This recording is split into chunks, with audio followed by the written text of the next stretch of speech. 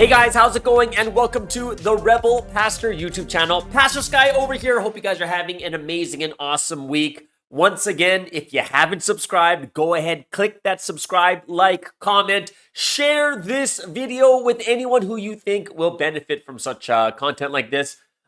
It's been an amazing and awesome months. How many months? Like 4.5, 5 months now that we've been rebranding this channel. As you heard from the week before. We've been doing this since 2020. We took a year off in the middle, and now we're kind of just going strong and hoping that many people will be able to benefit from the content from this channel. What's our goal for 2024? Our goal is to hit 10,000 subscribers. And the only way for us to do this is through you guys out there. And yes, it's the liking, commenting, all these other different things, but please share it with your friends. I'm sure that they will enjoy and benefit from this too. All right? So for me, wonderful, amazing week. I hope you guys have had something interesting happen to you too. If you do, go ahead, leave it in the comment section below. Those of you guys out there in the live chat room right now, go ahead and make sure you like this video so that it does stretch out to more audiences also. Now, today I am going to share about a very interesting topic that many people, I think they struggle with. And it's about the Bible itself, okay? Because the Bible is not an easy book to read, okay? So before we get into these 5 powerful, wonderful tips on how to understand the Bible better, this I'm actually reminded of a story. All right, I want to share this story with you. So this story is going to actually date me, and you're going to know kind of how old I am. But I was born, and I'm a Generation X. And I came at a time when cell phones first came into existence. So I was living when the internet first came into existence too. So we're talking in the 80s and 90s, all right? Now, this story has to do with when I got my first cell phone. And this was in high school, so it was in the early 90s. I got my first cell phone, and I remember when the first cell phones came out, it was hot. Everyone was getting them. You go to school, you see your friend has a new cell phone, another friend has a new cell phone. People are just on their phones, but here's the thing. You're not really doing anything on your phone. Why? Because they're not smartphones yet. The only thing you can do was call or maybe text. It was like one of those two things. And another function it had was, what did they have? Oh, they have an address book. Oh, and there was some games on it, but it's like those 8-bit digital games, like you have a snake and you're trying to bite and you're growing the snake more and more. It was really, really such lame games that they had. I actually had one of the first smartphones too, which is not an iPhone, is way before that time. But we had these new smartphones, and not stylish, not small, not sleek. They were actually really, really basic. Okay. Now, back in those days, it was a fad. It was a craze. All the kids in schools were starting to get these cell phones. And, we'd be the cool kids hanging out, not do anything, but we just have our cell phones in our hands just to show everyone yeah, I got a cell phone kind of thing, right? And, the only thing that with these cell phones, the only thing that we could do is ask each other what our cell phone numbers were and put them into our address books. That's the only thing we had. And as more and more people were getting cell phones, we were just going around asking for each other's numbers so that we could put them into our cell phone address book. And then later you can kind of show off how many phone numbers you got in your phone. And we were like, oh man, I got 12. Ooh, I got 17. And everyone would kind of be comparing how many phone numbers were stored in there, right? And it kind of became it's high school. We had a contest who had the most contacts and stuff. So what would happen is we would start to amass these contacts in our cell phones. And of course, the hard part is when you wanted to call someone, what you'd have to do is you'd have to go into the address book, search for the name, click it, and then dial the number. So it took it took a minute for you just to find the phone number, go in and do all these things, okay? So one time what happened was this. One time a friend of mine was watching me go into the address book, find the phone number and click on the phone number. And my friend said to me, you don't know like the speed dial function? And I was like, speed dial function? What does that mean? And he says, well, like you could totally save the numbers into slots 1 through 9. And I'm like, okay, so what happens? Well, let's just say you save my phone number on slot number 1. Okay. All you need to do is just hold the number 1 button and then it automatically dials. And I was like, what? So what would happen next is everyone starts to figure out the speed dial function. Remember, there's only 9 slots, right? It's 1 through 9, and whoever's in slot 1, you hold the number 1 button, and then it dials that person. You hold the number 2, it dials that person. And guess what the new contest was? The new contest of pride was, what am I in your speed dial? Right? What number am I? Am I number 1, right? So we would have speed dial, we would ask each other, hey, what number am I on your speed dial? And then, sometimes we'd be like, oh, you're not on my speed dial. Or they'd be like, oh, you're number 9. And you'd be like, oh, man, number 9, I'm on the last slot. How can I get to number 1? So, it's high school back at that time. But the reason why today's topic reminds me of that story is that, when I had the first cell phone, it was kind of like, oh, I got to go into the address book. Oh, I got to find this. Oh, I got to find that. But when there's someone who knows how to use the phone, what happens? It makes the phone more easier to use, right? And I start to understand it much better. Like, oh, and my phone becomes more fun. It becomes more functional, more practical too. And the reason I thought about this is because today I understand that the Bible is not an easy book to read, and many people find it so difficult to read, it's just too hard to understand. Like, I know some people, if they want to fall asleep, they'll read the Bible. Like, tell me how bad that is. You're like, oh, I'm not tired yet. Read the Bible. And when you read the Bible, you all of a sudden fall asleep because it's not a fun book to read and such. So I kind of understand why so many Christians have never read the Bible cover to cover. Pretty crazy, right? A Christian, someone who believes in God, believes in the words of God, has not even read the entire book yet. It's the book of life. It's the key to our salvation, but a lot of people don't read it, which includes people of faith. So don't you find it kind of ironic that Don't you find it ironic that people can read books of the world and they will not help you in your eternal life and your salvation, but they'll read tons of those books.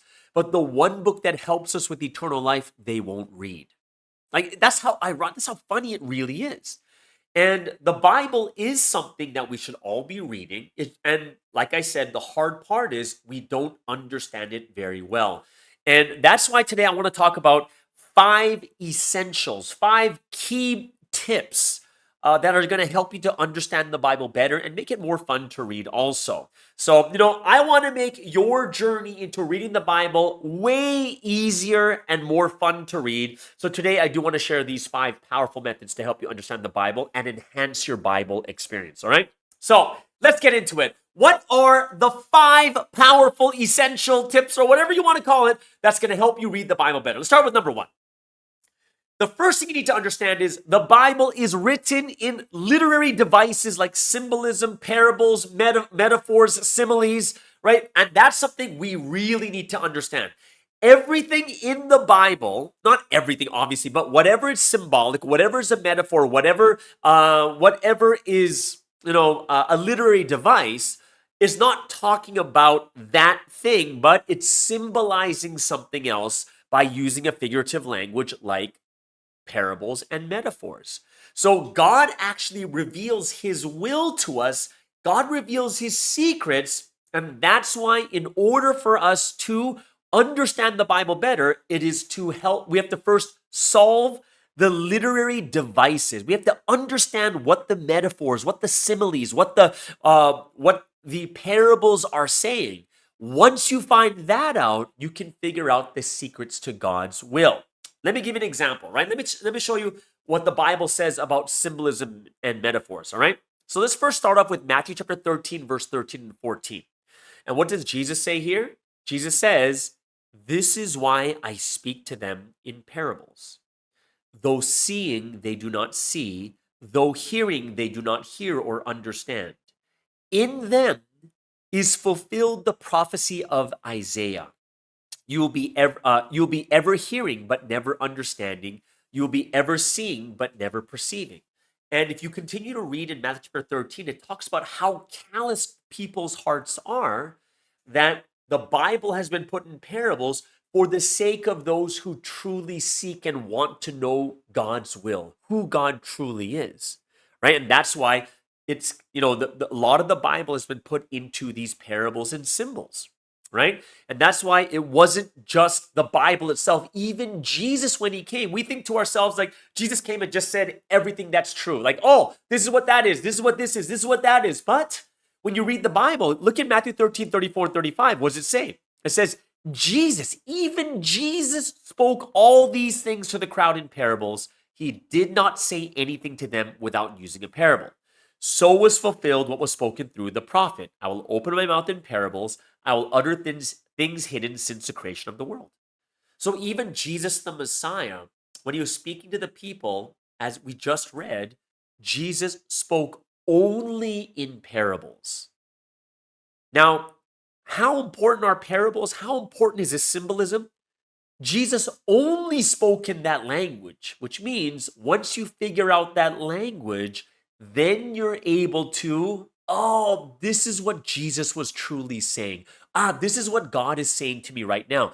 That's how important it is for us to understand about parables, symbolisms, metaphors, these literary devices in the Bible, right? Even in the Old Testament time. In the Old Testament time, a lot of people struggle with the Old Testament because even the Old Testament, there was tons of symbolism there too. If you look at Hosea chapter 12, verse 10, it says, "I spoke to the prophets, gave them many visions, and told parables through them." So when you hear about these visions, these dreams that these prophets have, God is saying that, guess what? Through these visions, yeah, I told parables through them. The first tip, the number one tip I want to give you today is understanding the parables, symbolisms, the metaphors. The Bible has been written in this way, right? We're not talking 100%, like every single thing said in the Bible, but many of the things were spoken in this type of language. And I would say that you could even call it God's language, right? If you understand God's language, if you understand the symbolism and the metaphors and parables, this is when you're going to be able to understand God a lot better too. So tip number one is understanding there's a ton of symbolism, parables, and metaphors in the Bible, which leads us to tip number two. Tip number two, the Bible must be interpreted considering its written times and levels. Okay, what does that mean? So you have to understand when the Bible was written. So when something was written, you have to understand the biblical accounts reflect the society at that time. History, culture, thoughts, all these things at the time it was being written, which is much different than it is today. So when you read the Bible, you have to consider the context, the background, and then you can interpret it with the level that pertains to that time. Let me give you an example. Let's take a look at Genesis chapter 41, verse 57. And this was a time during the famine at the time of Joseph. And what Genesis 41:57 says, "And all the world came to Egypt to buy grain from Joseph because the famine was severe everywhere." Okay, so here is the reality of this. Understanding that time, like, are you saying that the entire world came to Egypt to get food because the famine was all over the world? Really? Or is the famine something that was happening in the known world, not the literal entire world? Were there people coming from China? Were there people coming from Australia or America? No, there were no people. No one knew that there was an America. No one knew that there was an Australia or a China. They only have a known world. So when the Bible is saying something like in the book of Genesis that the whole world came to Egypt to buy grain, it's not literally the whole world. Understanding the context, what people knew at that time, the known world is much different than today. And that's why when you say all the world came to Egypt to buy grain from Joseph, it's not literally talking about the entire world. We need to understand that society, that culture, the amount of knowledge they had at that time too. For instance, look at Acts chapter 24, verse 5. It says, "We have found this man to be a troublemaker, stirring up riots among the Jews all over the world," right? Question, at the time of Jesus, were there Jews all over the entire literal world? So there were Jews, like I said, in China, in Australia, in the southern tip of Africa, all the way in South America and North America too. Were there Jews everywhere? The answer is absolutely not. We already know that's not true. So when you see, we're understanding the context of that time. Okay, one thing that we do know for sure is, what is it? I forget. Like I'm not American, but they say Columbus sailed the ocean blue in 1772. I forget what it was. 16. Guys, I'm gonna have to get this because I thought that I was gonna get this. I had Columbus sailed the ocean blue song. Okay. In 1492, right? In 1492, Columbus sailed the ocean blue. So think about it. We're talking 500 years ago where Columbus discovered America, which means before that, no one knew that it existed. So when you think about this, we're like, okay, 1492, Columbus sailed the ocean blue. But here at the time of Acts chapter 24, we're talking 2,000 years ago.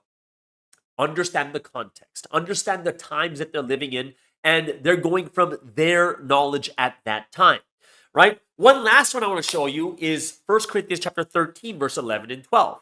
And here's Paul writing to the church in Corinth and says, "When I was a child, I talked like a child, I thought like a child, I reasoned like a child. When I became a man, I put the ways of childhood behind me. For now we see only a reflection as in a mirror, then we shall see face to face. Now I know in part, then I shall know fully, even as I am fully known," right? And one thing you do need to know is back then at that time, do they have the same types of mirrors like they had today? And the answer is no. They would use like bronze shields where they can get a reflection which is not a perfect reflection. And that's why they can use this example of, guess what? When I was a child, I only knew in part. Back then, the mirrors were not mirrors that we see today where it's a perfect reflection, right? So when you understand this, understand the context of the time that it was written. And it's not going to, don't think that everything is the same as it is today. All right. So that is tip number 2. Interpret the Bible considering when it was written and the level it was written in, or what was their society like, their history, their culture, and their thoughts. All right. So that is tip number 2. Let's go to the hot tip number 3. In Korean, we say it's a honey tip, like 꿀. 꿀 is honey in Korean, so it's the 꿀 tip, which means it's something so sweet and something very, very important. Let's get into the third honey tip. The Bible must be interpreted with a flow. Now, what does that mean? So you can't just take one Bible verse and then interpret it by itself, disregarding the rest of the Bible. There's a flow to the Bible. And remember, the Bible cannot have contradictions and especially cannot contradict itself. So you can't say this means this, but then it contradicts another part in the Bible. It doesn't work that way. There has to be a flow. Consider the environment, consider the laws, consider science, logic. Everything must be reasonable without contradiction, and it should be right both physically and spiritually, as well as both scientifically and religiously. right? Let me give you a good example for this one. Look at Joshua chapter 10, verse 13 and 14. Very, very famous story in the Bible, okay? It says, verse 13, so the sun stood still and the moon stopped till the nation avenged itself on its enemies, as it is written in the book of Jashar. The sun stopped in the middle of the sky and delayed going down about a full day. So let's just stop right there, okay? We'll stop at verse 13 there. So when you look at this, when you look at the Bible, one of the things that happens is when you interpret this verse without taking the flow or the context of what is happening in the world, whether scientifically, reasonably, logically, whatever it is, all of a sudden we're going to start thinking to ourselves, oh, the sun stopped. Well, what does that mean? Well, in order for something to stop, it means that it has to be moving first, which means we would have to believe from the Bible that the earth is the center and the sun is moving around the earth and the sun eventually stopped, right? Which doesn't make any sense because we all 100% know scientifically, unequivocally, we cannot go against this, is the sun is the center of our galaxy, of our universe, and it's the earth that rotates around the sun, not the opposite, right?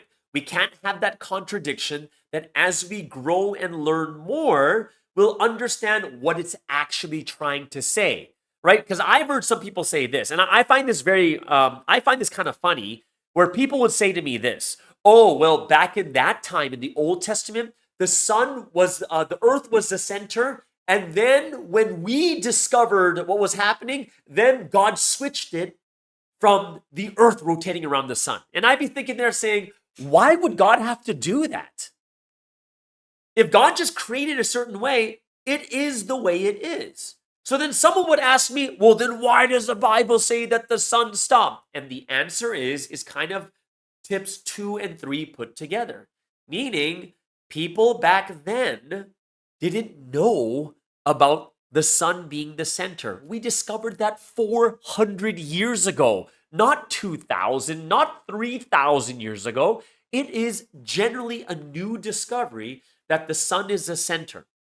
However, if we don't understand this part about the Bible, that what? There has to be the flow. You can't contradict. The Bible has a flow. It can't contradict itself. It has to be something that follows the environment, laws, science, logic all together. Right? We're talking a general rule here, right? And when Joshua back in those days, when he sees the sun going across the sky, what is he naturally thinking? He's naturally thinking that the sun moves. That's just the way he sees it from his eyes. It doesn't fit with science. It doesn't fit with what we already know and we discovered. And if we start to think that the sun is actually moving and it's the earth that's the center, then we already know we're false because we've already proven that the earth is not the center, but the sun is the center of our galaxy, right? So that is something that we really, really have to, well, you wouldn't even say galaxy, it would be our solar system. But for our world, our solar system, it's about the sun being the center, right? No contradictions. It should fit with everything that we know to be true. It should fit with all of these things, right? So the Bible's not going to make sense if you don't take this tip into consideration too, all right? So there's honey tip number 3. So let's get into tip number 4. I think this is one of the most important ones is the Bible has its own answers. So when you read the Bible, sometimes a question comes to mind like, what does this mean? I don't understand this. And I'm going to tell you this, guys. The Bible doesn't just have questions. It also has the answers. It contains both the cause and the effect, the question and the answer, which means that when we read the Bible, we have to understand this very, very carefully, that a lot of times the questions that we have are already having an answer to them. So let me give it a very, very simple and easy answer. Turn to Daniel chapter 7, verse 19 and 20. Because remember, the tip number 1 is about understanding the parables, the symbolism, the metaphors, right? So how do we answer? How do I know what it means? Well, the Bible has its own answers. Example, in Daniel chapter 7, verse 19 and 20, it says, then I wanted to know the meaning of the 4th beast, which was different from all the others and most terrifying. With its iron teeth and brawn claws, the beast that crushed and devoured its victims and trampled underfoot whatever was left. I also wanted to know about the 10 horns on its head and about the other horn that came up, before which 3 of them fell. The horn that looked more imposing than the others and that had eyes and a mouth that spoke boastfully. So, question I give to you is, what do those horns mean? So there's a beast with 10 horns on its head. What does that mean? These 10 horns, right? So now we'd sit there and say, I don't know, the horns could be this, the horns could be that, the horns could be this. But like I said in tip number 4, the Bible has its own answers. Where's the answer? Well, just look a couple of verses ahead to verse 24. What does verse 24 say? The 10 horns are 10 kings who will come from this kingdom. After them, another king will arise, different from the earlier ones. He will subdue 3 kings. What do the horns represent? The Bible tells us clearly and absolutely it's talking about kings, right? When you look at horns, what are horns? Horns are a symbol of power on these animals. The animal with the biggest horns, the sharpest horns, the one that's going to win. Horn is a symbol of power. Just like in the Bible, whenever a king was anointed, they filled a horn with oil. Why? A king is a person of power, right? So when you read this, the Bible gives its own answer. Let me give you another one. Deuteronomy chapter 25, verse 4 says, do not muzzle an ox while it's treading out the grain, right? Very simple. Back then, when they're treading the grain, there's an oxen tied to this machine that goes in circles and it separates the grain from the chaff. Now, sometimes the grain falls to the ground, which falls right in front of the oxen, right? And if you're an animal and food falls right in front of you, what are you going to do? You're going to eat the food. So what some of these, what you would call these selfish or greedy owners would do is they would muzzle the oxen so that they couldn't eat the grain that fell to the ground, but they would take that and sell that instead. But what does this mean? Right? This sounds like, oh, you shouldn't mistreat animals like this. This is what the Bible is saying. Oh, I agree. An animal don't know. But where's the answer? The answer is in 1 Corinthians chapter 9, verses 9 through 11. And guess what Paul writes? For it is written in the law of Moses, do not muzzle an ox while it's treading out the grain. Is it about oxen that God is concerned? Surely he says this for us because whoever plows and threshes should be able to do so in the hope of sharing in the harvest. Right? Verse 11. If we have sown spiritual seed among you, is it too much if we reap material harvest from you? If others have this right of support from you, shouldn't we have it all the more? What Paul was saying is, come on, guys, don't muzzle the ox while it's treading out the grain, right? Because in the physical sense, the oxen is doing all that hard work. They deserve to eat those crumbs of grains that fall to the ground. Come on, they deserve it, right? Don't muzzle the ox. They're doing all the hard work. Imagine if it's you that's walking on this machine in circles, right? But Paul says, is it really about oxen that God is concerned? And he says, no, surely it's about us. What does that mean? What he's saying is, look, Paul and the people that he's with have been working and helping people, praying for them, making miracles happen, preaching the words of God. And he's doing all this work for the people. And he says, come on. Even a regular worker is going to work and you're going to feed him.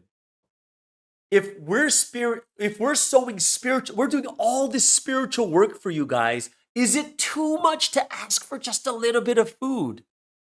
Is it too much? And Paul's saying this parable about do not muzzle an ox while it's treading out the grain, saying he's doing the work, so let him eat. He deserves the physical foods that come from it. He says, in the same way, what about the people who are doing spiritual work among you? Those that are preaching the gospel, those that are counseling, those that are praying, those that are healing, those that are doing all these wonderful works for people inside the churches.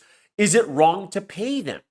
And the answer is no. That's why we take a tithing in church and some of it goes to the pastor who is leading the church and doing all that work. The answer's in the Bible.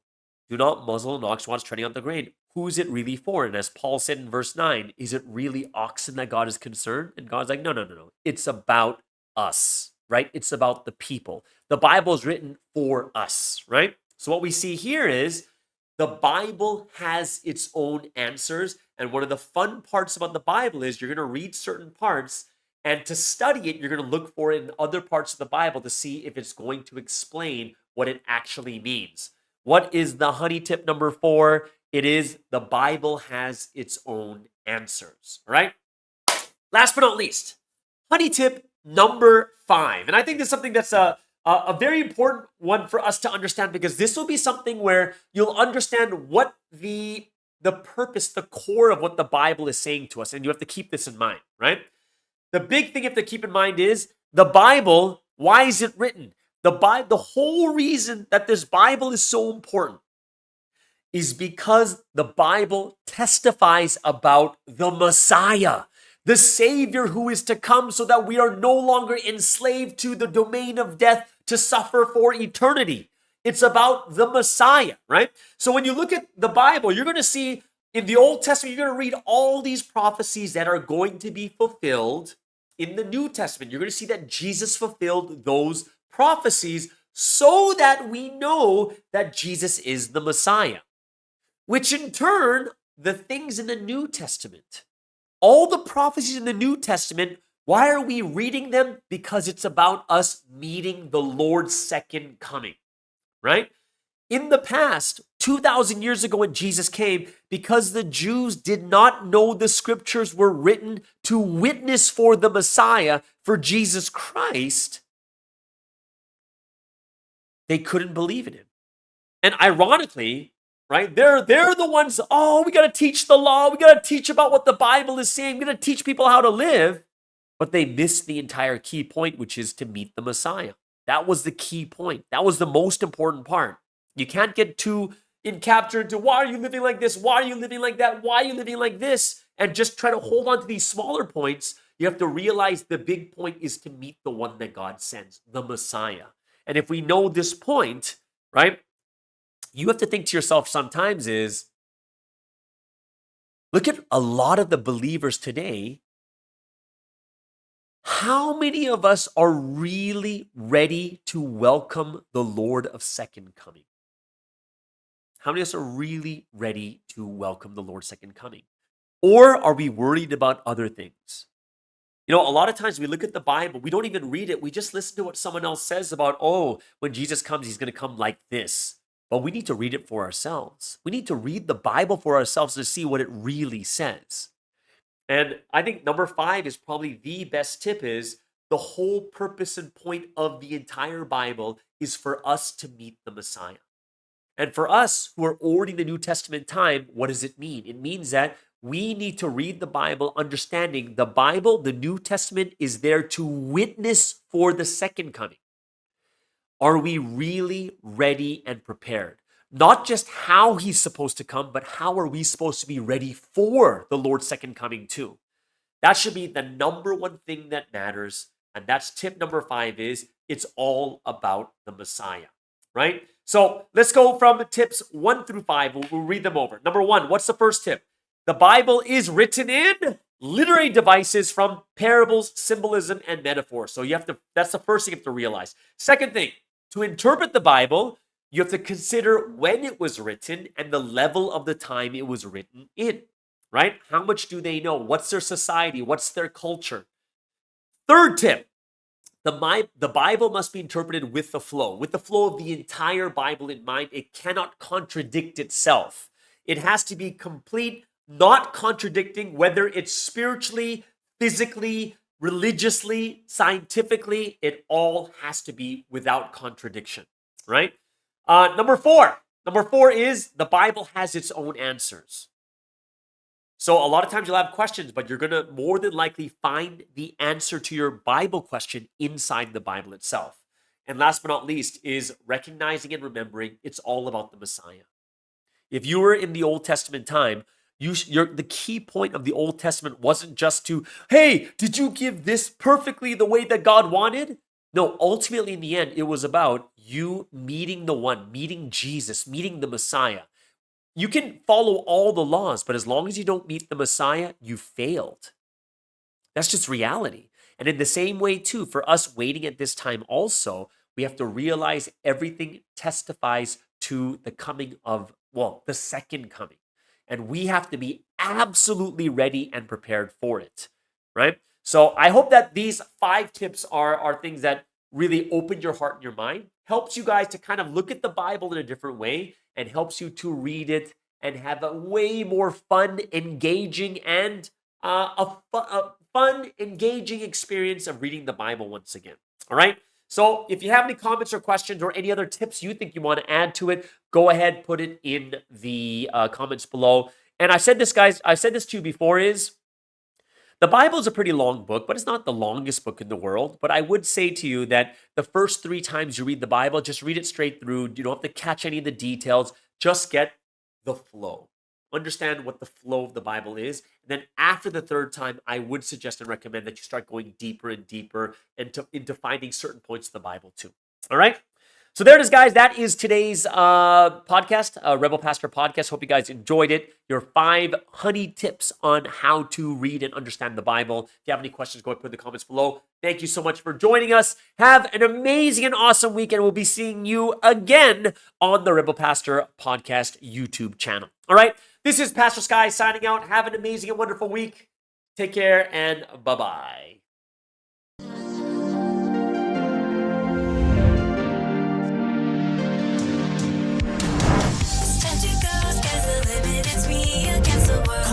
Rebel, never settle. I raise the level. It's time to go.